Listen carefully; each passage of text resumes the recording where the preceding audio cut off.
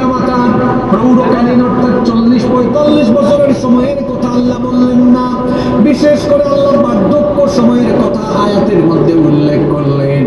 তার কারণ হলো মানুষ যখন বার্ধক্য বয়সে চলে যায় তখন সে দুর্বল হয়ে যায়, তখন তার সন্তান সন্ততি পরিবারের মানুষের হেল্পের দরকার হয়, খেদমতের দরকার হয়। এজন্য আল্লাহ মা বাবার বার্ধক্য বয়সের কথা উল্লেখ করে সন্তানদেরকে আল্লাহ তাআলা আদেশ করলেন, শোনো, ইম্মা ইয়াবলুগান্না ইনদাকাল কিবারা আহাদুহুমা আও কিলাহুমা ফালা তাকুল লাহুমা উফফিন ওয়ালা তানহারহুমা ওয়া কুল লাহুমা কাওলান কারীমা। আল্লাহ নবী বলেছেন, যখন কোনো বান্দা ঘর থেকে বের হয়ে মসজিদ পানে হাঁটা আরম্ভ করে, যখন সে কদম ফেলে, প্রতিটি কদমে কদমে প্রতিটি পদক্ষেপে পদক্ষেপে তার আমলনামা থেকে সগীরা গুনাহ মুছে দেওয়া হয়। আবার আরেকটি লাভজনক আমল হলো দুরূদ।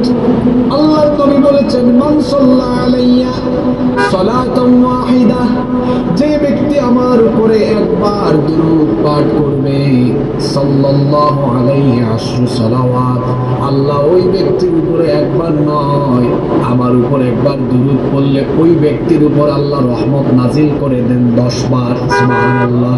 শুধু তাই নয়, ওয়া হুত্তাত আনহু আশরু খাতিআত, একবার নবীর উপর দুরূদ পড়ার কারণে আমলনামা খুলে ওই ব্যক্তির আমলনামা থেকে 10টা সগীরা গুনাহ ডিলিট করে দাও।